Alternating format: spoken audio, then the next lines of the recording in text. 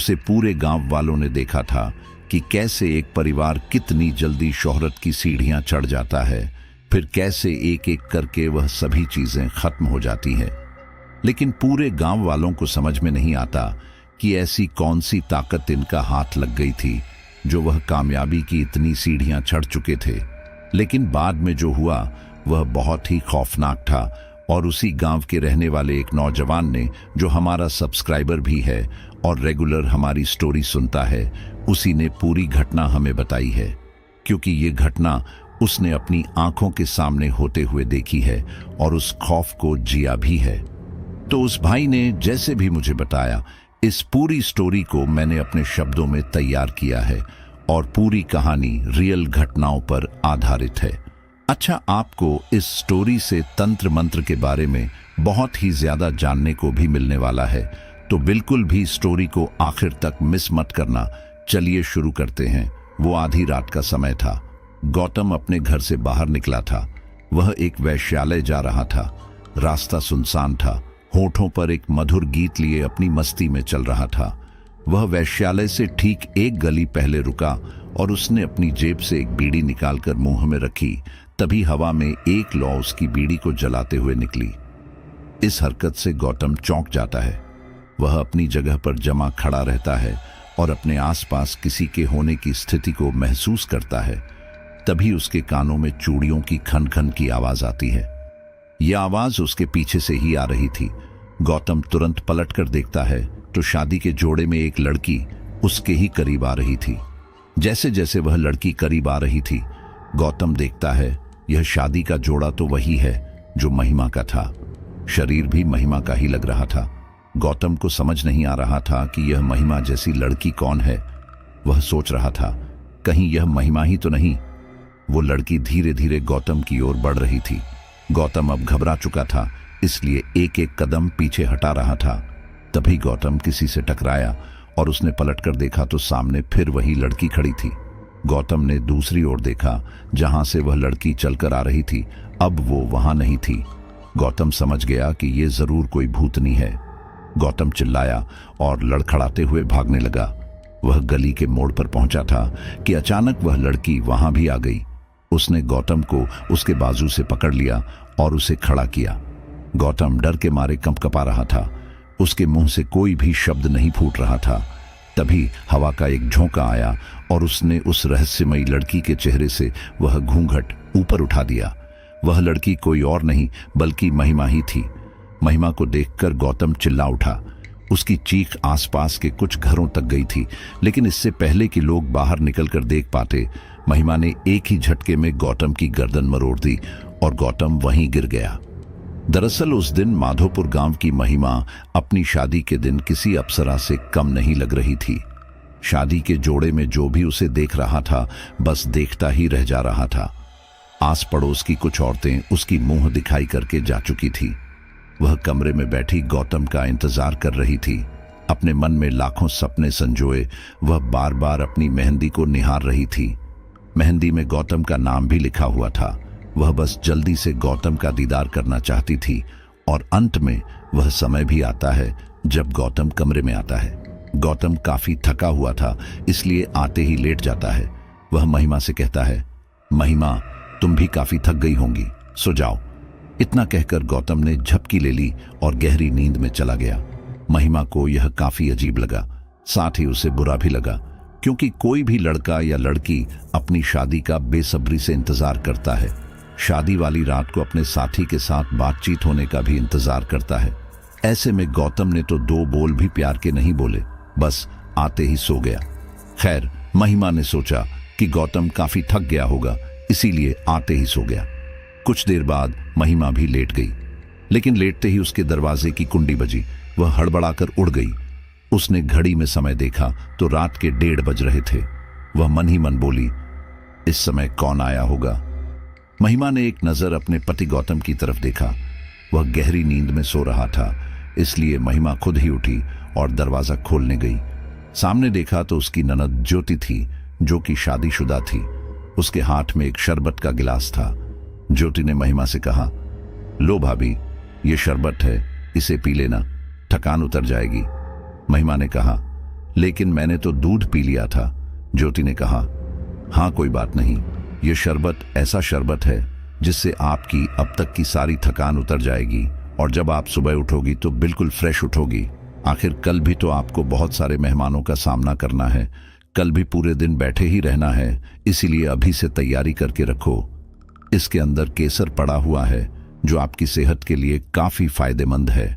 महिमा चुपचाप शरबत का गिलास ले लेती है और दरवाजा बंद कर देती है। शरबत में तेज सुगंध आ रही थी। महिमा ने आज से पहले ऐसा शरबत न कभी देखा था न पिया था, लेकिन क्या करे, बड़ों का हुक्म था, इसलिए महिमा को मानना पड़ा। उसने जैसे ही शरबत का पहला घूंट पिया उसे तेज मीठा लगा। हालांकि उससे पिया तो नहीं जा रहा था, लेकिन उसने जबरदस्ती पी ही लिया। शरबत पीते ही उसके हाथ पैर बहुत ही ज्यादा रिलैक्स हो गए। उसे एक पल के लिए लगा कि सच में ज्योति की बात बिल्कुल ठीक थी। यह शरबत तो किसी जादू से कम नहीं। उसकी सारी थकान कुछ ही देर में दूर हो गई थी और उसे नींद आ गई। सुबह 10 बज चुके थे, लेकिन महिमा की आंख नहीं खुली थी। तभी उसके कानों में दरवाजा खटखटाने की आवाज आने लगी। महिमा इतनी गहरी नींद नहीं थी कि उसे ऐसा लग रहा था जैसे कि वह शायद कोई सपना ही देख रही है, लेकिन आवाज लगातार आई जा रही थी। जैसे ही उसके कानों में आवाज आई, ओ महारानी, उठना नहीं है क्या? वैसे ही महिमा हड़बड़ाकर उठ गई। उसने घड़ी की ओर समय देखा तो 10 बज रहे थे। अगली नजर बराबर में गई तो वहां गौतम भी नहीं था। दरवाजा पीटने की आवाज अभी भी आ रही थी। महिमा ने जल्दी से दरवाजा खोला। सामने उसकी सास रेणुका खड़ी थी। वह बोली, मैडम जी, दिन निकल आया है, घर के कुछ काम करने हैं या नहीं? यह सुनते ही महिमा अवाक रह जाती है। वह सोचती है कि उसकी शादी को तो अभी एक ही दिन हुआ है और उसकी सास इस तरह से कैसे बात कर सकती है। जहां तक वह जानती थी कि शादी के कुछ दिनों तक तो लड़की काम नहीं करती जब तक उसके हाथ की मेहंदी छूट न जाए, लेकिन यह क्या, शादी के अगले दिन ही महिमा की आंखों में एकदम आंसू आ जाते हैं। उसकी सास कहती है, लो जी, मैंने ऐसा क्या कह दिया जो तुम्हारी आंख में आंसू आ गए? अब घर के काम को भी ना कहूं, ब्याह कर आराम करने थोड़ी लाई हूं। 1 हफ्ते से आराम ही कर रही थी तुम। यह सुनकर महिमा को और भी हैरानी होती है कि 1 हफ्ते से, लेकिन वह तो कल ही यहां आई है। महिमा हैरानी से पूछती है, क्या मां जी 1 हफ्ते से? लेकिन मेरी शादी तो कल ही हुई है। महिमा की सास रेणुका जोर जोर से हंसने लगती है और कहती है, लो जी, इन्हें यही खबर नहीं है इनकी शादी कब हुई थी। महिमा हैरानी के मारे पागल हुई जा रही थी। तभी वहां उसकी ननद ज्योति आ जाती है। वह कहती है, हाँ भाभी जी, 1 हफ्ता हो गया है, आप आराम ही कर रही थी। अब घर के कुछ काम कर लो, मुझे भी अपने ससुराल वापस जाना है। रेणुका गुस्से में कहती है, अब मेरा मुंह ही ताकती रहोगी या बाहर भी आओगी? महिमा चुपचाप सिर पर पल्लू रखें बाहर आ जाती है। वह जैसे ही सिर पर पल्लू रखती है तो उसकी नजर अपने कपड़ों पर भी जाती है। वह हैरानी करती है कि उसके कपड़े इतने पुराने कैसे हैं, जबकि वह तो कल शादी के जोड़े में ही सोई थी। महिमा को कुछ भी समझ नहीं आ रहा था। क्या वह 1 हफ्ते से सो रही थी या फिर यह कोई सपना था? फिलहाल अपनी सास के कहने पर महिमा घर के कामों में लग जाती है। उसे यकीन नहीं हो रहा था कि उसकी शादी को 1 हफ्ता हो चुका है, इसलिए वह किसी न किसी बहाने से कभी किसी बच्चे से पूछती कि आज क्या तारीख है, तो कभी किसी अन्य व्यक्ति से। तब उसे पता चलता है कि सच में उसकी शादी को 1 हफ्ता हो चुका है, लेकिन वह अपने पिछले 1 हफ्ते को याद करने की कोशिश करती है कि आखिर उसके साथ ऐसा क्या हुआ जो उसे कुछ भी याद नहीं। महिमा पूरा दिन घर का काम करती रहती है, लेकिन उसकी नजरें गौतम को ढूंढती हैं। गौतम, जो कि उस वक्त अपने काम पर गया था, जैसे तैसे करके दिन कट जाता है और गौतम घर वापस आता है। गौतम को देखकर महिमा को थोड़ी ठंडक मिलती है। खाना वगैरह निपटने के बाद गौतम और महिमा अपने कमरे में जाते हैं। महिमा गौतम से तुरंत प्रश्न पूछती है, गौतम, पिछले 1 हफ्ते से क्या हो रहा है? मुझे कुछ भी याद नहीं। गौतम हैरानी से महिमा की ओर देखता है और कहता है, तुम्हें कुछ भी याद नहीं? मतलब? महिमा कहती है, हाँ, आज सुबह माँ जी मुझे उठाने आई थी और वह कह रही थी कि मुझे यहाँ 1 हफ्ता हो चुका है, लेकिन जहां तक मुझे याद है हमारी शादी कल ही हुई है। गौतम महिमा की बात पर हंसने लगता है और कहता है, महिमा तुम पागल हो गई हो, हमारी शादी को सच में 1 हफ्ता हो चुका है। महिमा हैरानी के साथ कहती है, लेकिन ऐसे कैसे 1 हफ्ता हो चुका है? उस 1 हफ्ते में मेरे साथ क्या हुआ, मैंने क्या किया, मुझे कुछ याद क्यों नहीं है? तुम ही बताओ, मैं सब कुछ भूल कैसे गई? गौतम कहता है, मैं क्या बताऊं, मुझे तो सब कुछ अच्छी तरह याद है।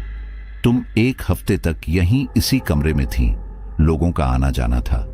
अब ज्यादा सोचो मत, मैं काफी थका हुआ हूं और कल तुम्हारे घर वाले भी आ रहे हैं तुम्हें लेने के लिए, और मैं अभी बता रहा हूं, तुम अपने घर केवल 1 दिन के लिए रुकोगी, परसों मैं लेने आ जाऊंगा। महिमा कहती है, क्या मेरे घर वाले, उनसे तुम्हारी बात हुई? गौतम कहता है, हाँ, काका ने बताया था कि कल तुम्हारे घर वाले लेने आएंगे। और हाँ, महिमा एक बात और कहनी थी, मैं जानता हूं मेरी मम्मी थोड़ी चिड़चिड़ी है, उन्होंने शायद तुमसे बुरा बर्ताव भी किया होगा, लेकिन तुम उनकी बात का बुरा मत मानना, उनकी बात को दिल पर मत लेना। अभी तुम्हारी नई नई शादी हुई है, घर जाकर तुम दिल भी हल्का करोगी, लेकिन मेरे घर वाले बुरे नहीं हैं।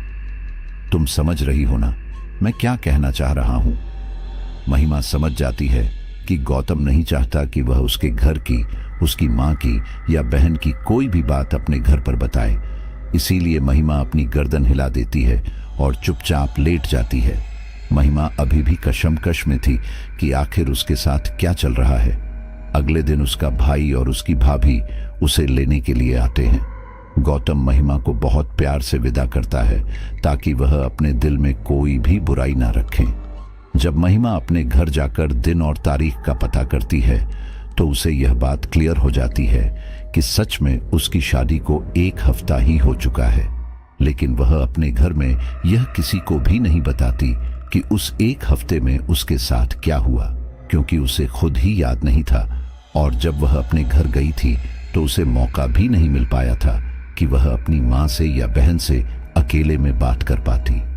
लोगों का मिलना जुलना इतना था, सभी लोग महिमा को देखने के लिए, मिलने के लिए आ रहे थे।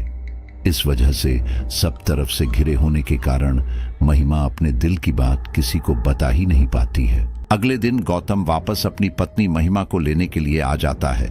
गौतम महिमा के परिवार वालों से बहुत ही अच्छा व्यवहार करता है।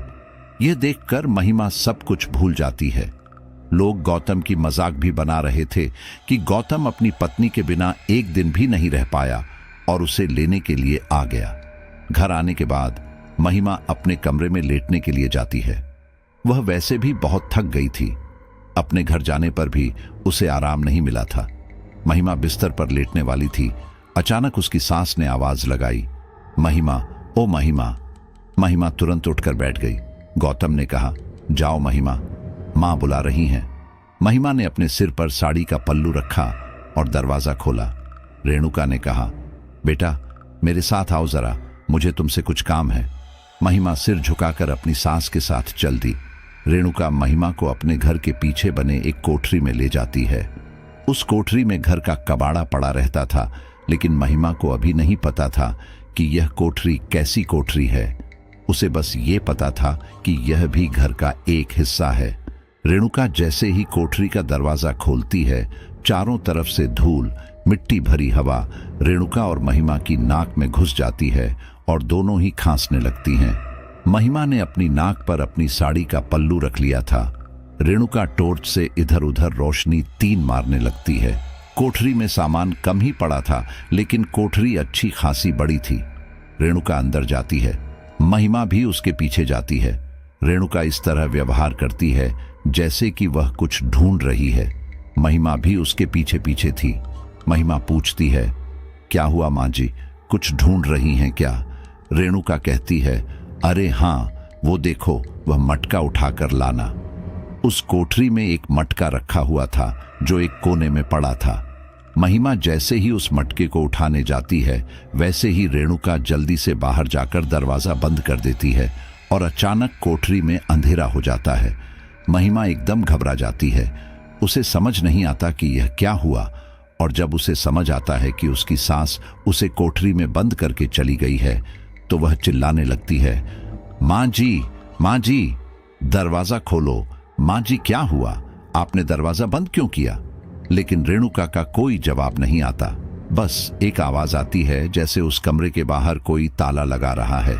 महिमा काफी डर जाती है। वह कहती है, माँ जी, दरवाजा खोलो, मुझे डर लग रहा है, यहाँ अंधेरा है। लेकिन रेणुका अपने चेहरे पर मुस्कान लिए घर के अंदर चली जाती है। इधर महिमा का दिल जोरों से धड़कने लगता है। हर तरफ केवल अंधेरा ही अंधेरा था। ऊपर एक हल्का सा रोशनदान था जिस पर जाली लगी हुई थी और उससे रोशनी न के बराबर ही आ रही थी। शायद दिन में थोड़ी बहुत रोशनी आती भी। महिमा गिरते पड़ते जमीन पर बैठ जाती है और रोने लगती है।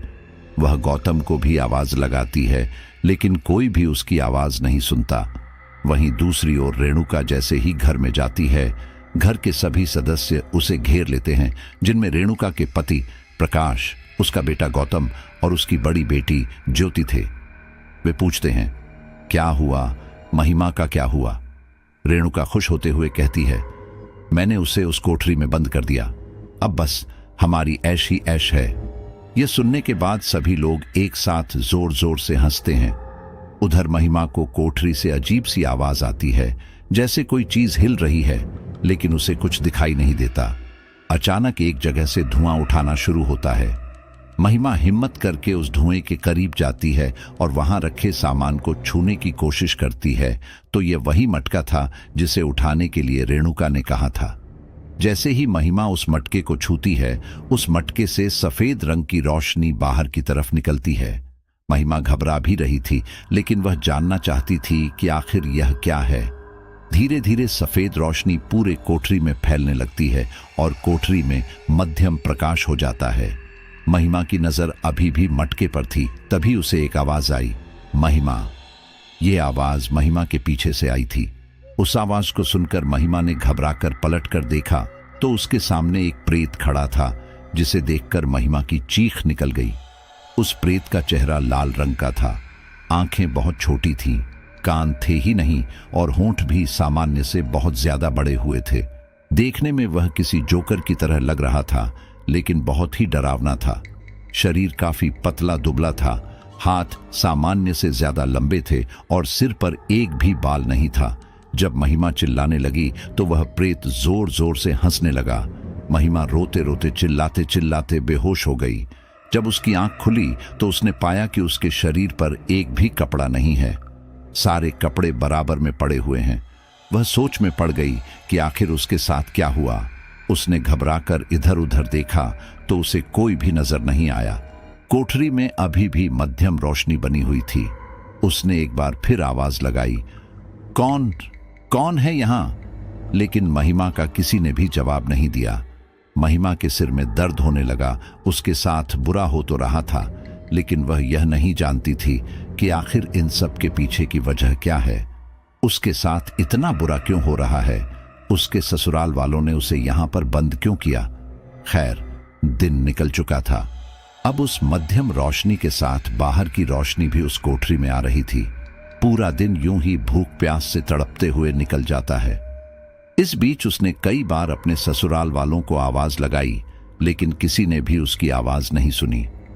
उधर रेणुका के घर में सब लोग बहुत खुश थे, क्योंकि उन्हें उनके घर के एक मेहंदी के पेड़ के नीचे सोने की धातु मिली थी, जिसे पाकर वह बहुत खुश थे। धीरे धीरे रात हो जाती है और रात होते होते एक बार फिर कोठरी में हल्का प्रकाश रह जाता है। महिमा दीवार से टेक लगे घुटनों में अपना मुंह छुपाए बैठी थी कि तभी उसे दोबारा आवाज आई, महिमा। वह आवाज सुनकर महिमा एकदम घबरा गई। जैसे ही उसने नजर ऊपर की तो उसके सामने वही प्रेत खड़ा था। उस प्रेत को देखकर महिमा एक बार फिर चिल्लाने लगी और रोने लगी। वह प्रेत धीरे धीरे महिमा के करीब आया। महिमा पागलों की तरह बदहवास हो रही थी, लेकिन उस प्रेत ने महिमा को चुप रहने का इशारा किया। जिस वक्त प्रेत महिमा कुछ रहने का इशारा कर रहा था, उसकी आंखें बहुत ही भयानक लग रही थीं। महिमा खौफ के मारे बिल्कुल शांत हो गई। फिर उस प्रेत ने कहा, देखो, आज से मैं ही तुम्हारा जीवन साथी हूं। तुम मुझे देखकर इस तरह से चिल्लाया मत करो, मुझे यह बिल्कुल भी पसंद नहीं आता। उस प्रेत की बातों को सुनकर महिमा को यकीन नहीं हो रहा था कि आखिर यह क्या कह रहा है। महिमा हकलाते हुए कहती है कि कौन हो तुम, मुझसे क्या चाहिए? वह प्रेत हंसने लगता है और कहता है, कौन हूं मैं, तुम्हें नहीं पता मैं कौन हूं? आज से मैं ही तुम्हारा पति परमेश्वर हूं। यह सुनते ही महिमा अपने कानों पर हाथ रख लेती है। उसकी आंखें चौड़ी हो जाती हैं और वह ना में गर्दन हिलाने लगती है। प्रेत मुस्कुराते हुए कहता है, हाँ, मैं सच कह रहा हूं, तुम्हारे ससुराल वालों ने मुझसे तुम्हारा सौदा किया है।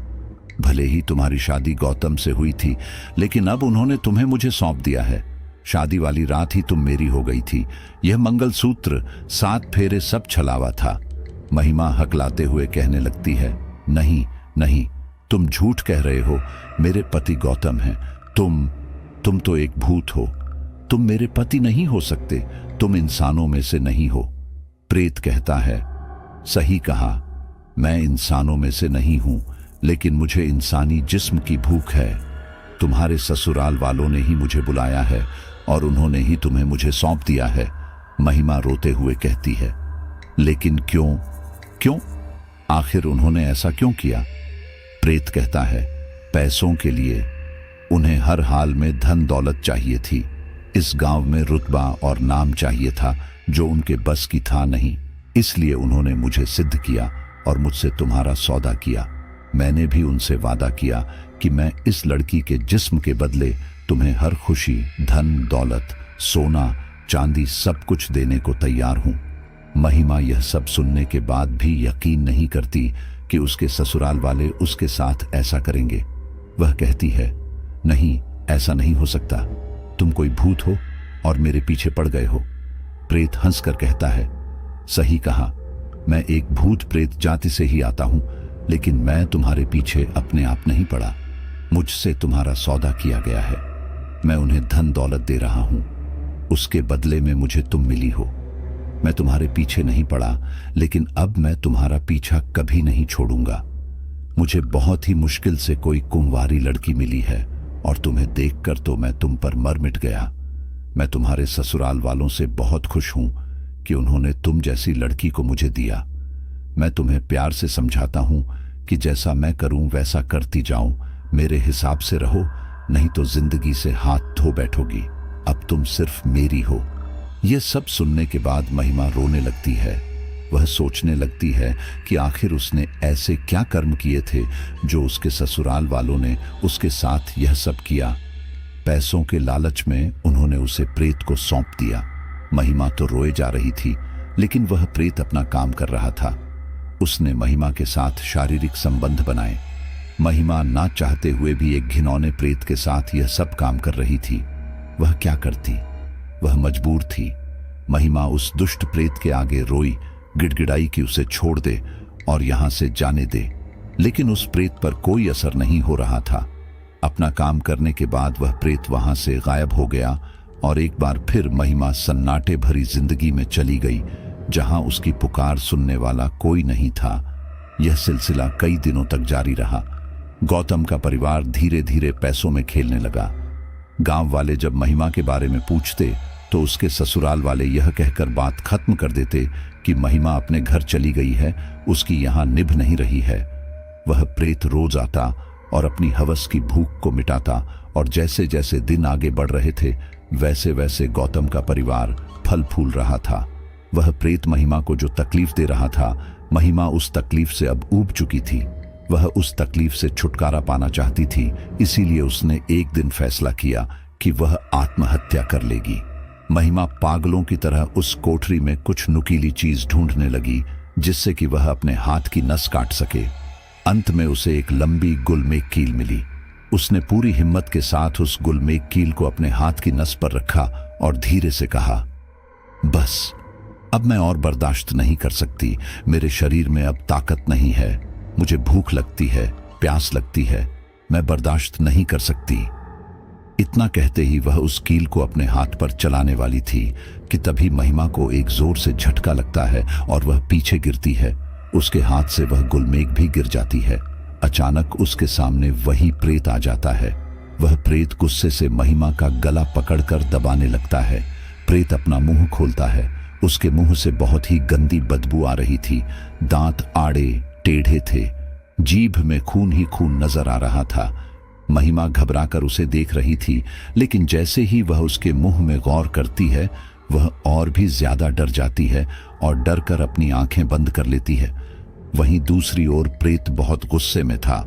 वह गुस्से में गला दबाते हुए बोला, नहीं, तू ऐसा नहीं कर सकती। तुझे ऐसा करने का हक नहीं है। जब तक मैं तेरी आत्मा को अपने लोक में नहीं ले जाता, मैं तुझे कुछ नहीं होने दूंगा। तूने ऐसा सोचा भी कैसे कि तू अपनी मर्जी से मर सकती है?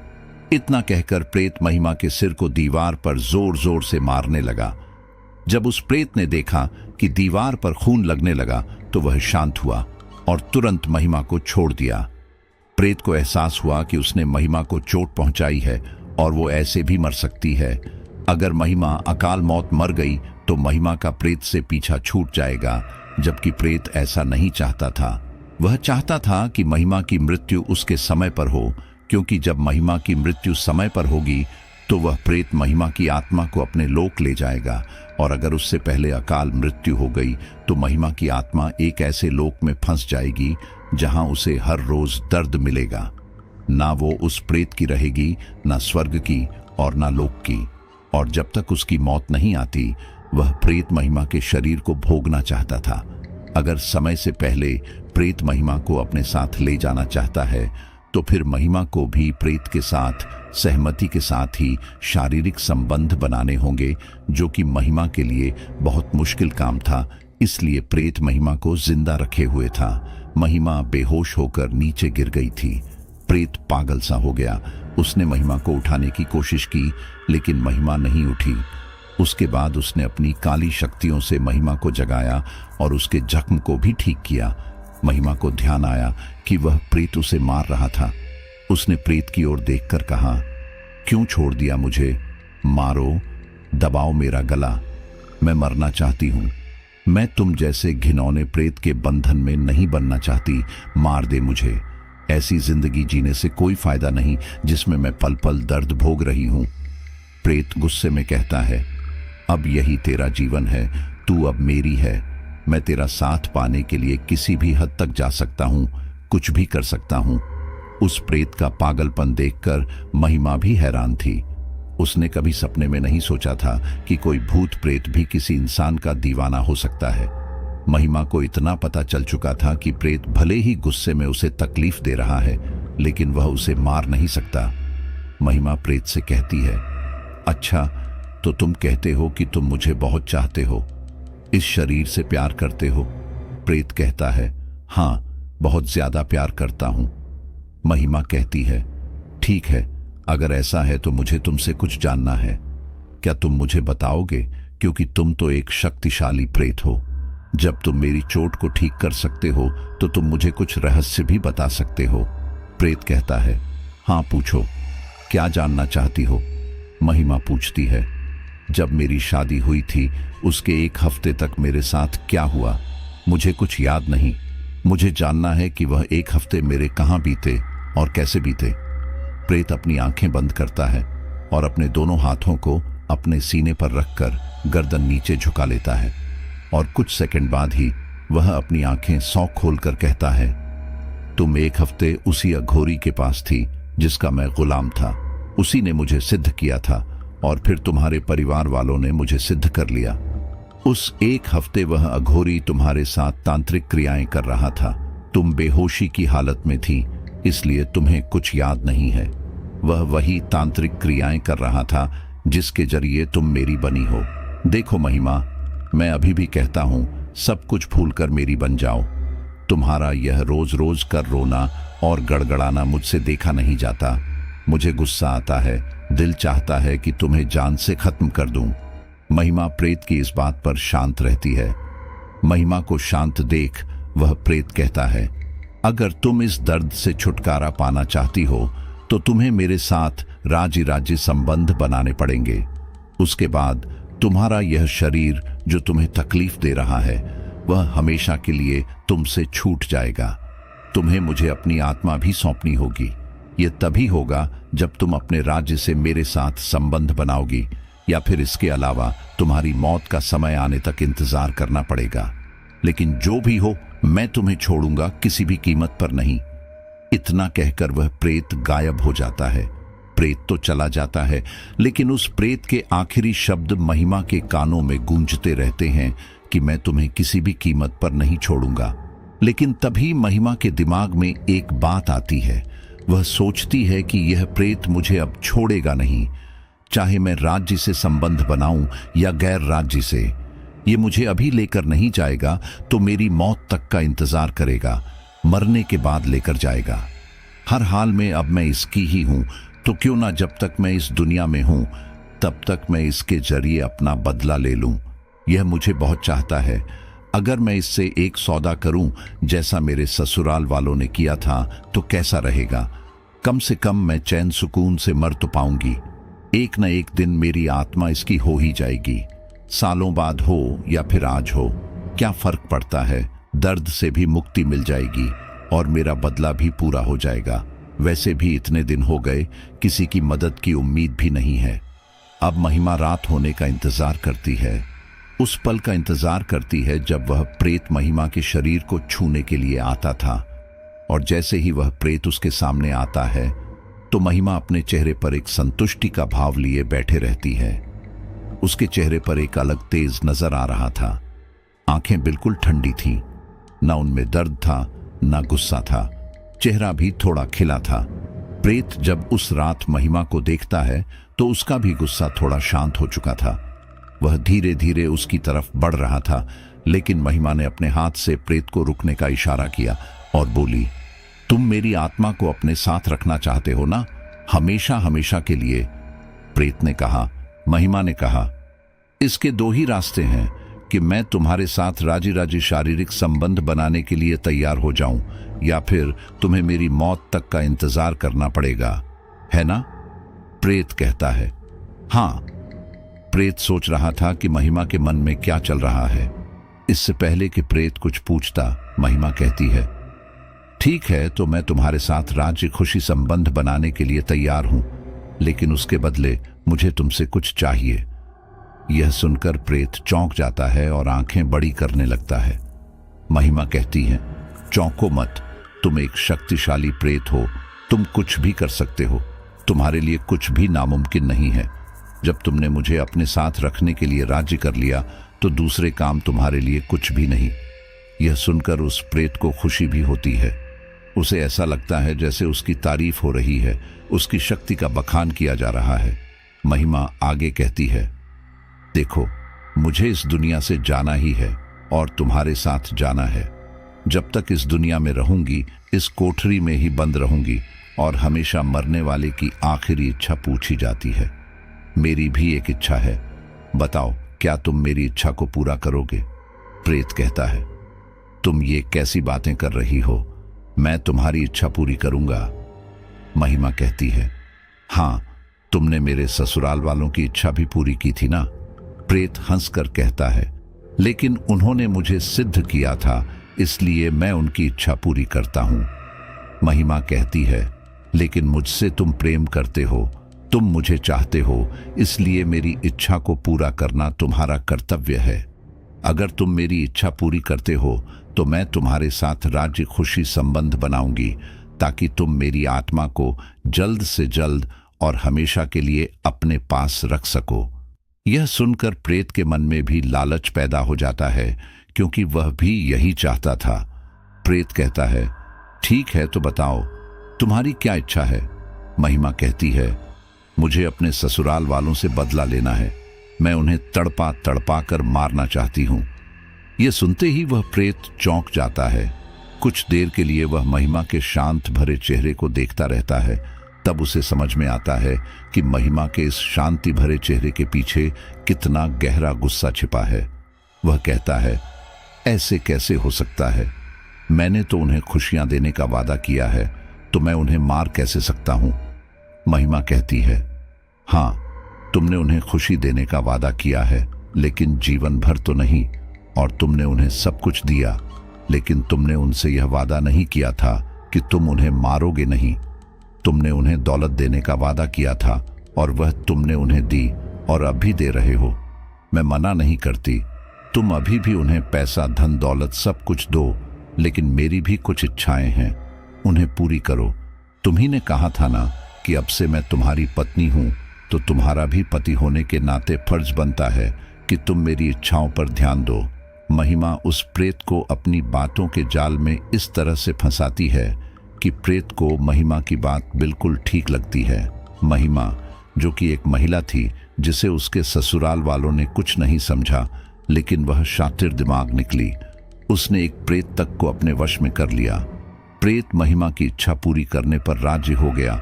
उसके बाद शुरू हुआ मौत का वह खेल, जिसके बारे में गौतम और उसके परिवार ने कभी सोचा भी नहीं था। वह आधी रात का समय था। गौतम अपने घर से बाहर निकला था। वह एक वेश्यालय जा रहा था। रास्ता सुनसान था। होठों पर एक मधुर गीत लिए अपनी मस्ती में चल रहा था। वह वेश्यालय से ठीक एक गली पहले रुका और उसने अपनी जेब से एक बीड़ी निकालकर मुंह में रखी। तभी हवा में एक लौ उसकी बीड़ी को जलाते हुए निकली।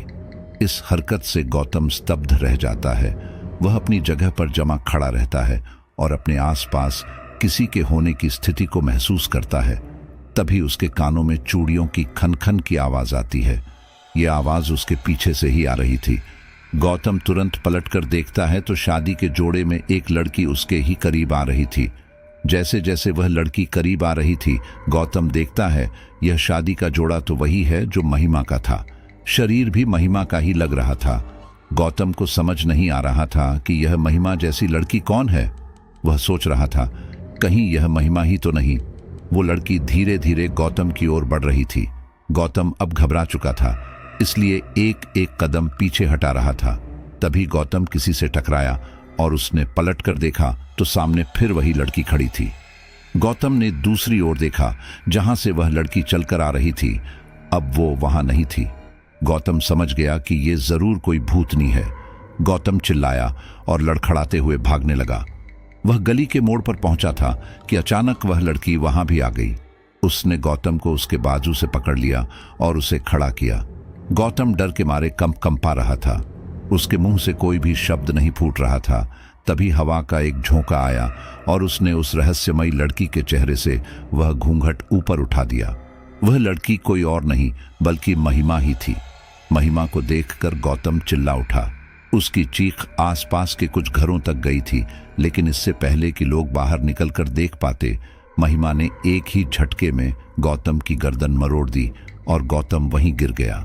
जब तक लोग बाहर आए, उन्होंने देखा कि यह तो पास ही रहने वाले प्रकाश के बेटे गौतम की लाश है। गौतम की गर्दन 360 डिग्री में मुड़ी हुई थी। जीभ और आंखें दोनों ही बाहर निकली हुई थी। देखने में वो काफी घिनौना लग रहा था। जैसे ही सुबह हुई, वहां पर लोगों की भीड़ इकट्ठा हो गई और प्रकाश को भी खबर हो गई कि उसका बेटा मर चुका है।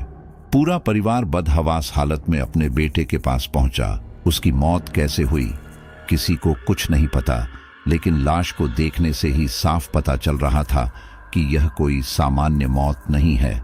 गांव के कुछ बुजुर्गों ने लाश को देखते ही यह बात कह दी थी कि जरूर किसी चुड़ैल का काम है। उड़ते उड़ते यह बात गौतम के परिवार वालों तक भी पहुंचती है। अब उन्हें भी डर लगने लगा था कि कहीं सच में गांव में कोई चुड़ैल तो नहीं आ गई है। न केवल प्रकाश बल्कि गांव के अधिकतर लोग डरे हुए थे। गौतम का अंतिम संस्कार भी जल्दी कर दिया गया था और अंधेरा होने से पहले सभी लोग अपने अपने घरों में थे।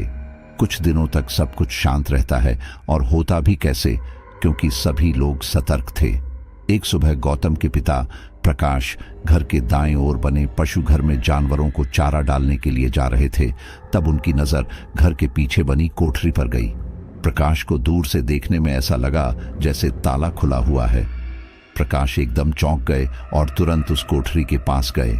सच में ताला टूटा हुआ था। उनके मन में ख्याल आया कि कहीं महिमा भाग तो नहीं गई। यह देखने के लिए उन्होंने जैसे ही दरवाजा खोला तो पाया कि कोठरी में बहुत सारा खून पड़ा हुआ है और अंदर से बहुत ही बुरी दुर्गंध आ रही है, जिसे सूंघना असहनीय था। उन्होंने महिमा को आवाज लगाई, लेकिन महिमा ने कोई उत्तर नहीं दिया। उनका शक सच में बदलता नजर आया। तभी अचानक एक हवा के झोंके ने उन्हें कोठरी के अंदर खींच लिया और दरवाजा बंद हो गया। उन्होंने दरवाजा खोलने की कोशिश की, लेकिन दरवाजा नहीं खुला। तभी हवा में उड़ती हुई एक जंग लगी हुई जंजीर उनके गले में लिपट गई। प्रकाश जंजीर को निकालने की कोशिश करने लगे। वह इधर उधर हिल रहे थे, लेकिन किसी अदृश्य शक्ति ने जंजीर कसकर पकड़ रखी थी। और इसी बीच उनकी नजर महिमा पर पड़ी, जो दीवार से चिपककर खड़ी थी और मुस्कुराकर प्रकाश को ही देख रही थी। प्रकाश उम्मीद भरी आंखों से महिमा की तरफ देख रहे थे, लेकिन महिमा की आंखें लाल और गुस्से से भरी थीं। संतुष्टि भरा चेहरा लिए महिमा अपनी आंखें बंद करती है और बस तभी प्रकाश का दम निकल जाता है। कुछ देर में दरवाजा अपने आप खुलता है और हवा का झोंका प्रकाश को बाहर घसीटकर खुले मैदान में छोड़ देता है। कोठरी का ताला भी अपने आप बंद हो जाता है। कुछ देर बाद पशु घर के जानवर काफी जोर जोर से चिल्लाने लगते हैं। तब रेणुका का ध्यान अपने जानवरों पर जाता है।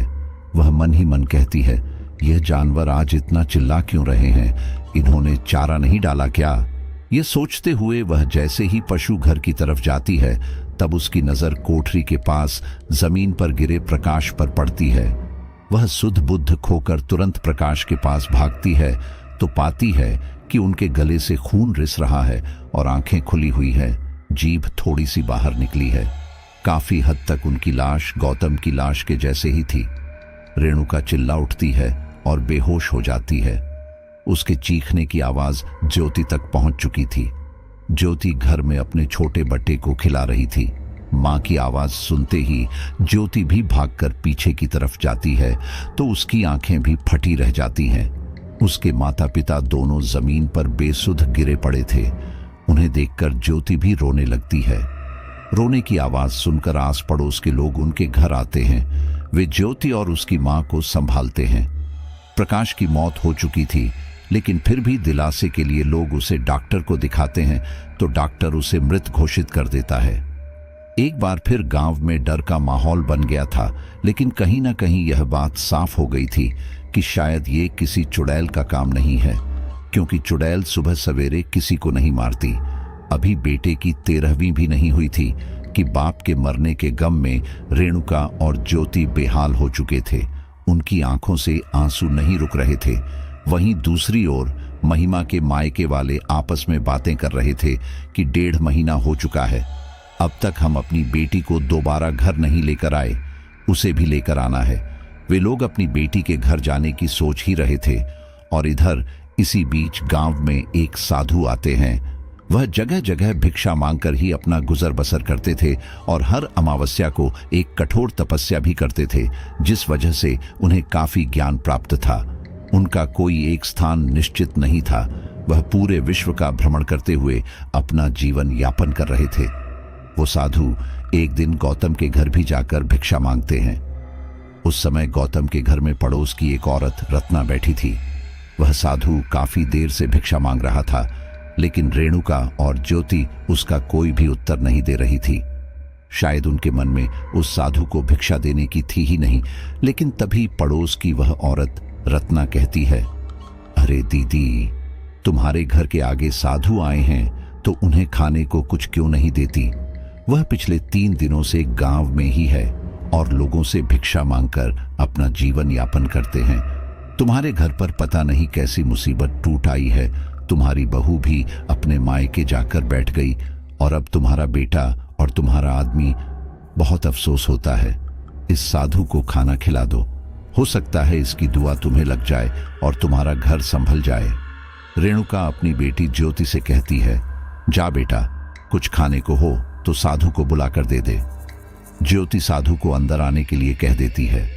ज्योति तो आगे आगे अंदर चली जाती है, लेकिन वह साधु घर के आंगन में 2-4 कदम चलते ही रुक जाता है। अचानक उसके पैर कोठरी की तरफ बढ़ने लगते हैं। वह साधु समझ चुका था कि इस कोठरी में जरूर कुछ तो है। उधर जैसे ही ज्योति अंदर जाती है तो पाती है कि अब तक वह साधु अंदर नहीं आया। रेणुका भी कहती है, अरे कहाँ गए वो बाबा? ज्योति कहती है, मैंने तो उन्हें अंदर आने के लिए कहा था, रुको, देख कर आती हूं। ज्योति जैसे ही बाहर की तरफ जाती है तो देखती है कि साधु तो कोठरी की तरफ जा रहे हैं। ज्योति एकदम घबरा जाती है और तुरंत उस साधु को आवाज लगाती है, जिससे वह साधु रुक जाता है। ज्योति चिल्लाकर कहती है, ओ बाबा, वहां क्या कर रहे हो? घर तो यह है, वो कबाड़ खाना है, इधर आओ, इधर आकर खाना मिलेगा। वह साधु चुपचाप घर में आ जाता है। घर में प्रवेश करते ही उन्हें अजीब सा महसूस होने लगता है। वह घर में रखे सारे सामान को देखता है, जिसे देखकर उसे यह अंदाजा लग जाता है कि यह सब कुछ बुराई से प्राप्त सामान है। यह सब कुछ एक छल है, एक छलावा है। साधु जमीन पर बैठ चुका था। जैसे ही ज्योति उसके आगे खाने की थाल रखती है, वह निवाला बनाने जाता है तो देखता है कि उसकी थाल में खाने की जगह सांप बिच्छू रखे हैं। वह साधु गुस्से से तुरंत उस थाल को पीछे कर देता है। खाने का अपमान होता देख रेणुका गुस्से में बोलती है, ये क्या बदतमीजी है, खाने को क्यों फेंका? साधु ने भी गुस्से में कहा, यह खाना ठीक नहीं है, तुम लोग ये खाना कैसे खा रही हो? यह सुनकर रेणुका और ज्योति हैरान रह जाते हैं और एक दूसरे को देखने लगते हैं। साधु कहता है, हाँ, मैं सही कह रहा हूं, यह खाना ठीक नहीं है, यह खाना जहर है, पेट में जाते ही जहर बन जाएगा। और जहां तक मैं समझ पा रहा हूं, तुम्हारे घर की स्थिति बिल्कुल भी ठीक नहीं है। तुम्हारे घर पर किसी प्रेत का साया है और वह तुम्हारे घर परिवार को बर्बाद करना चाहता है। साधु के मुंह से यह सारी बातें सुनने के बाद तो रेणुका की हैरानी की हद नहीं रहती। वहीं दूसरी ओर उसकी पड़ोसन रत्ना कहती है, साधु, आप यह कैसी बातें कर रहे हैं? प्रेत का साया, और वह भी इनके घर पर? साधु कहता है, हाँ, मैं बिल्कुल सही कह रहा हूं, और उस प्रेत ने अपना खेल शुरू कर दिया है। ज्योति के चेहरे पर घबराहट थी। रत्ना ने ज्योति के चेहरे को पढ़ लिया था, जैसे ज्योति ज्यादा ही घबरा रही है। रत्ना ने कहा, साधु, वैसे आपकी बात काफी हद तक ठीक है, क्योंकि इनके घर में पिछले कुछ दिनों से बहुत परेशानी चल रही है। इनकी बहू घर छोड़कर चली गई, इनका बेटा मर गया, और कुछ दिन पहले ही प्रकाश जी भी मारे गए। किसने मारा, क्यों मारा, आज तक किसी को नहीं पता, लेकिन बहुत ही भयानक मौत थी। प्रेत का नाम सुनकर रेणुका और ज्योति कांप से जाते हैं, क्योंकि उन्होंने ही एक प्रेत सिद्ध किया था, जिससे उन्होंने महिमा का सौदा भी किया था। लेकिन उन्हें यह बात हजम नहीं होती कि ये सब वह प्रेत कर रहा है, क्योंकि वह प्रेत तो उन्हीं का गुलाम था और उन्हें आज तक सब चीजें दे रहा था। फिलहाल रेणुका और ज्योति बात को रफा दफा करके साधु को घर से बाहर भेज देती हैं, जबकि रत्ना काफी समझाती है कि साधु काफी अच्छे हैं, तंत्र मंत्र की क्रियाएं भी जानते हैं, इनसे मदद ले लो। लेकिन रेणुका बहाना बनाकर रत्ना और साधु दोनों को ही घर से बाहर भेज देती है। लेकिन उस दिन के बाद से रेणुका और ज्योति का डर बढ़ जाता है। रेणुका और ज्योति एक ही कमरे में सो रहे थे। उसी रात उन्हें एहसास होता है जैसे कोठरी से जोर जोर से रोने की आवाज आ रही है। वे दोनों माँ बेटी हिम्मत करके जब कोठरी में झांकने जाती हैं तो महिमा को शांति से जमीन पर लेटा हुआ पाती है। जैसे ही वे लौट रही थी तब वह देखती है कि उनके रास्ते में जगह जगह मरे हुए कौवे पड़े हुए हैं। इस घटना से वह बहुत डर जाती हैं और जल्दी से घर के अंदर भागती हैं। लेकिन जैसे ही घर में घुसती हैं उन्हें घर का सारा सामान बिखरा हुआ मिलता है। भला चंद मिनटों में घर का ये हल किसने कर दिया था? घर का मुख्य दरवाजा भी अंदर से बंद था। ज्योति घबराकर अपनी माँ से कहती है, माँ, कहीं साधु की बात ठीक तो नहीं? कहीं कोई प्रेत हमें परेशान तो नहीं कर रहा? रेणुका कहती है, पता नहीं बेटा, कौन ये सब कर रहा है, लेकिन तेरे भाई और तेरे पापा की मौत सामान्य नहीं थी, ये सब जानते हैं। हो सकता है साधु भी ठीक कह रहा हो। उस रात रेणुका और ज्योति जागते जागते ही काटते हैं, क्योंकि उन्हें अब अपनी मौत का डर सताने लगा था। अगले दिन ज्योति उसी साधु के पास जाती है और उसे घर में बुलाती है। ज्योति साधु से पूछती है कि आखिर वह कौन है जो उनके साथ यह सब कर रहा है। क्या सच में कोई प्रेत है जो उनके घर को बर्बाद करना चाहता है? इस पर साधु जवाब देते हैं, हाँ, लेकिन वह कौन है और ऐसा क्यों कर रहा है, इसका जवाब मैं भी नहीं जानता। ज्योति कहती है, साधु जी, आप कैसे भी करके हमें उस प्रेत के प्रकोप से बचा लीजिए। हमें रात भी डर लग रहा था। हमने मरे हुए कौवे देखे थे। साधु पूछता है, कहां देखे थे? ज्योति कहती है, घर के पीछे की तरफ। यह कहते ही उसे ध्यान आता है कि घर के पीछे तो कोठरी है, कहीं ऐसा ना हो कि उनकी पोल पट्टी खुल जाए। तभी रेणुका बात को बदलते हुए कहती है, पीछे मतलब यहीं आंगन में देखे थे, अब तो हमने सब कूड़े में फेंक दिए। साधु कुछ देर शांत रहता है, फिर कहता है, चलो मैं पता करता हूं, मुझे तुम्हारे घर की थोड़ी मिट्टी चाहिए। ज्योति आंगन से थोड़ी मिट्टी लेकर आती है। साधु उस मिट्टी को घर की चौखट पर डाल देता है। वह अंदर जाकर कोई मंत्र पढ़ता है। देखते ही देखते वो सारी मिट्टी इकट्ठा होती है और एक बाल का रूप ले लेती है। वह मिट्टी हवा में उड़ने लगती है और घर के बाहर जाती है। घर के बाहर जाने के बाद वो मिट्टी सीधे पीछे की तरफ जाती है, जहां पर कोठरी बनी थी। साधु उस मिट्टी का पीछा करते हैं। ज्योति और रेणुका हैरानी से उस मिट्टी के ढेर को देख रहे थे। वे भी साधु के पीछे थे। रेणुका साधु को रोकना चाहती थी, लेकिन साधु ने हाथ से पहले ही इशारा कर दिया था कि उसे बीच में टोक ना जाए। न चाहते हुए भी साधु उस कोठरी तक पहुंच चुका था जिस पर ताला लगा था। साधु कहता है, इस कोठरी में क्या है? ज्योति कहती है, कुछ नहीं है साधु। ज्योति के चेहरे के हाव भाव देखकर ही साधु को दाल में कुछ काला लगता है। वह गुस्सा करते हुए कहता है, खोलो, वरना तुम्हें उस प्रेत से कोई नहीं बचा सकता। यह सुनते ही रेणुका ज्योति को चाबी लाने का इशारा करती है। ज्योति भी उस ताले को खोलती है। जब वे अंदर जाते हैं तो उन्हें पतली दुबली काली सी एक लड़की दिखती है, जो महिमा ही थी। साधु हैरानी से रेणुका और ज्योति की तरफ देखता है। वह जानना चाहता था कि आखिर यह कौन है। साधु पूछता है, यह कौन है? रेणुका कहती है, यह हमारी बेटी ही है। इसकी दिमागी हालत ठीक नहीं है, इसलिए हमने इसे यहां बंद किया है।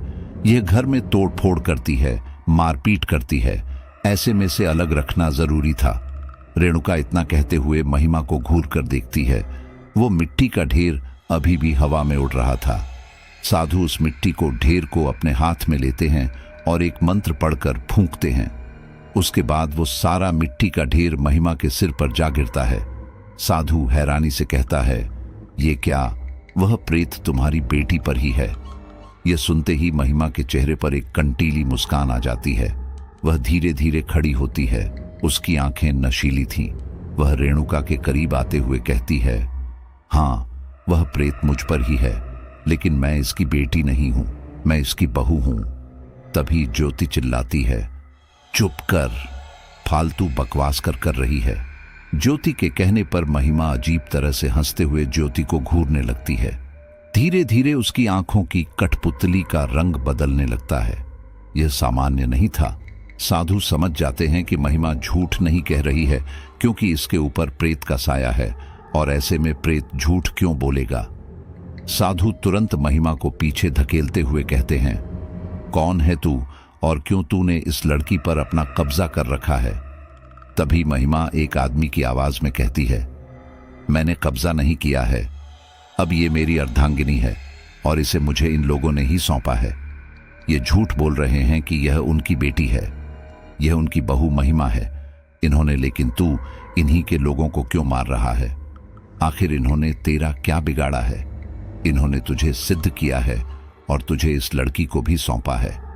तब वो प्रेत कहता है, हाँ, इसीलिए तो मार रहा हूं, क्योंकि इस लड़की ने मुझसे वचन लिया है कि मैं इसका बदला लूंगा। मैं इस लड़की को हमेशा अपने पास रखना चाहता हूं, इसलिए मुझे इसकी इच्छा पूरी करनी होगी और मुझे ऐसा करने से कोई नहीं रोक सकता। इतना कहकर महिमा की आंखें अपने आप पलटने लगती हैं और वह जमीन पर बेसुध होकर गिर जाती है। साधु उसे उठाने की कोशिश करता है, लेकिन वह उठ नहीं पाती। साधु भी चुपचाप कोठरी से बाहर चला जाता है। रेणुका और ज्योति घबराकर घर में घुसी ही थी कि साधु भी उनके पीछे जाता है और कहता है, तुम लोगों ने ऐसा क्यों किया? क्यों किसी मजबूर लड़की का फायदा उठाया? वो प्रेत किसी को नहीं छोड़ेगा। ज्योति गुस्सा करते हुए कहती है, यह सब कुछ हमारी माँ के कहने पर हुआ है। माँ और भैया के अगर गौतम और हमारी माँ पैसों को लालच न करते तो आज यह सब कुछ ना होता। साधु हैरानी से पूछता है, पैसों का लालच, क्या मतलब? फिर ज्योति साधु को सारी कहानी बताती है कि किस तरह उनके घर वालों को दौलत और शोहरत चाहिए थी और इसीलिए उन्होंने इस प्रेत को सिद्ध किया था। लेकिन प्रेत को एक सौदा करना था और वह सौदा था एक कुंवारी लड़की का। अब ऐसे तो कोई भी अपनी लड़की नहीं देता, इसीलिए गौतम ने एक गरीब घर की लड़की से शादी की ताकि उसके घर वालों की तरफ से कोई परेशानी ना हो, और उस लड़की को प्रेत को सौंप दिया। साधु कहता है, लेकिन अब तुम्हारी चाल तुम पर ही उल्टी पड़ चुकी है। तुमने भले ही उसे सिद्ध किया था, वह तुम्हारा हो चुका था, लेकिन अब वह उस लड़की का है और उसने जो सौदा उस लड़की से किया है वह बहुत ही खतरनाक सौदा है। रेणुका घबराकर कहती है, तो साधु महाराज, इससे बचने का कोई उपाय नहीं है। आप कुछ कीजिए, कैसे भी करके हमें उस प्रेत के प्रकोप से बचा लीजिए, वरना हमारा पूरा परिवार खत्म हो जाएगा। साधु महाराज कहते हैं, इसका तो एक ही तरीका है कि अमावस्या के दिन इस प्रेत को वश में कर लिया जाए, लेकिन अभी अमावस्या आने में 4 दिन बाकी हैं, तब तक कुछ नहीं हो सकता। तब तक तुम्हें ही सावधानी बरतनी होगी। साधु और ज्योति ये सारी बातें कर रहे थे कि तभी वहां रत्ना आ जाती है और रत्ना ने उनकी सारी बातें सुन ली थी। इन सारी बातों को सुनकर रत्ना को भी अपनी कानों पर यकीन नहीं होता कि रेणुका और उसके घर वाले ऐसा कुछ कर सकते हैं। ज्योति और रेणुका को बहुत ग्लानि होती है कि उसकी सच्चाई के बारे में उसकी पड़ोसन भी जान चुकी है। वह उसे मना करते हैं कि यह बात किसी को ना बताएं। रत्ना उस समय तो मान जाती है, लेकिन थी तो वह एक औरत ही, और औरत के पेट में वैसे भी कोई बात नहीं पचती। उसने जल्द ही ये खबर पूरे गांव में फैला दी कि महिमा यहीं इसी घर में है और उस पर एक प्रेत का कब्जा है। अब वह प्रेत इन्हीं के परिवार वालों को नुकसान पहुंचा रहा है। लोग तरह तरह की बातें बनाने लगे थे। रेणुका और उसके परिवार को उल्टा सीधा बोल रहे थे। यहां तक कुछ लोगों ने तो ताल्लुक भी खत्म कर लिए थे। लेकिन रेणुका और ज्योति अमावस के दिन का इंतजार कर रहे थे। अब उन्हें न शोहरत से मतलब था न दौलत से, उन्हें बस अपनी जिंदगी प्यारी लग रही थी। 2 दिन तो जैसे तैसे करके कट गए थे। तीसरे दिन आते ही रात के समय ज्योति का बेटा अतुल बुरी तरह रो रहा था। ज्योति को समझ नहीं आ रहा था कि आज वो इतना परेशान कैसे कर रहा है। गर्मी भी थी। रेणुका ने कहा, इसे थोड़ी देर बाहर टहला ला, हो सकता है गर्मी की वजह से परेशान हो रहा हो। ज्योति डरते डरते अपने बेटे को आंगन में लेकर टहलने लगी। तभी उसके कानों में सामान के इधर उधर गिरने की आवाज आने लगी। वह आवाज अंदर से आई थी। ज्योति जल्दी से अंदर भागी तो उसने देखा कि उसकी मां की लाश पंखे से लटकी हुई है। ज्योति कुछ समझ पाती या कुछ कर पाती, उससे पहले ही वह पंखा गोल गोल चलने लगता है। ज्योति चिल्लाती है, चीखती है, लेकिन कुछ कर नहीं पाती। उसके हाथ से उसका बच्चा भी जमीन पर छूट गया था। ज्योति के चीखने चिल्लाने की आवाज आस पड़ोस के लोगों ने सुन ली थी और उन्हें भी डर था कि शायद उनके घर कोई हादसा हो गया है। वे लोग अच्छे इंसान थे, इसलिए इंसानियत के नाते ज्योति के घर जैसे ही पहुंचे तो उन्होंने देखा कि ज्योति पागलों की तरह इधर उधर घूमते हुए चिल्ला रही है। उसके बाल खुले हुए हैं। ऐसा लग रहा था जैसे उस पर ही किसी भूत का साया है। गांव वालों उसे संभालने जा रहे थे, लेकिन तभी उसने अपने हाथ में एक दरांती उठाई और सबको दिखाने लगी। वह किसी को भी अपने पास न आने का इशारा कर रही थी। इसके बाद वह जोर जोर से हंसती हुई अपने बेटे को उठाती है और उसे जमीन पर कई पटकी देती है, जिससे उसके बेटे की मौत हो जाती है। असल में ज्योति के अंदर प्रेत का कब्जा हो चुका था और वही उससे यह सब कुछ करवा रहा था। गांव वाले तमाशा देखते रह जाते हैं, क्योंकि किसी में भी ज्योति के करीब जाने की हिम्मत नहीं थी। लेकिन एक नौजवान यह सब देखने के बाद भी नहीं रुकता और जैसे ही वह ज्योति के करीब जाता है, ज्योति उसकी गर्दन पर दरांती से वार कर देती है। वो तो भगवान का शुक्र था कि दरांती गले की खाल से हल्की सी छूती हुई निकली थी और वह लड़का बच गया था। गांव वालों ने शोर मचाना शुरू कर दिया था और ज्योति को ऐसा करने से रोक रहे थे, लेकिन वह भूल चुके थे कि यह प्रेत है और किसी की नहीं सुनने वाले। ज्योति भारी भरकम आवाज में कहती है, चले जाओ यहां से, चले जाओ, वरना तुम सबको मार दूंगी। ज्योति का वो रूप देखकर सब घबरा गए थे, इसलिए सब पीछे हटने लगते हैं और देखते ही देखते ज्योति वह दरांती अपनी गर्दन पर चला लेती है। उसकी गर्दन उसके गले से अलग हो जाती है। सब समझ जाते हैं कि इसके ऊपर इस प्रेत का साया था, क्योंकि किसी भी इंसान के लिए ऐसा करना बहुत मुश्किल है। चारों तरफ सन्नाटा फैल जाता है। कोठरी में से महिमा के रोने की आवाज आने लगती है। दबे कानों सबको खबर तो हो चुकी थी कि महिमा इस घर में है, लेकिन अब सबके मरने के बाद सारे गांव की इच्छा हुई कि वह महिमा को देखें। और जब महिमा को देखने के लिए लोग उस कोठरी में जाते हैं तो महिमा का हाल देखकर रोने लगते हैं। वह सूख कर कांटा हो चुकी थी, हड्डियों का कंकाल थी, चेहरा काला पड़ा था। शादी वाले दिन सब ने उसे किसी अप्सरा से कम नहीं देखा था, लेकिन आज वह उनके सामने इतनी बदसूरत और इतनी कमजोर लग रही थी कि लोग पहचान ही नहीं पा रहे थे कि यह महिमा है। फिलहाल गांव के लोग महिमा को बाहर निकाल कर लाते हैं, उसे पानी पानी पिलाते हैं, लेकिन पानी पीते ही महिमा का दम निकल जाता है। लोगों को समझ नहीं आता कि महिमा के साथ क्या हुआ। पानी पीते ही यह मर गई। असल में वह प्रेत महिमा को अपने साथ ले जा चुका था और उसके साथ ही सब कुछ शांत हो गया था। गांव वालों को भी प्रकाश और उसके परिवार की हरकतों के बारे में पता चल गया था। साधु भी कुछ नहीं कर पाया था। महिमा के मरने की खबर उसके मायके तक भी पहुंच चुकी थी। उन लोगों को भी महिमा के बारे में सुनकर यकीन नहीं हुआ। खैर, बुरा करने के वालों के साथ तो बुरा ही होता है, जो कि प्रकाश के परिवार वालों के साथ हुआ। महिमा, जो कि एक बेगुनाह थी, उसे बेवजह अपनी जिंदगी खत्म करनी पड़ी। इस तरह से एक परिवार के लालच में एक गरीब और मासूम लड़की की जिंदगी को तबाह कर दिया, साथ ही अपनी जिंदगी भी बर्बाद कर ली। फिर भी उनका लालच किसी काम नहीं आया। दोस्तों, यह तंत्र और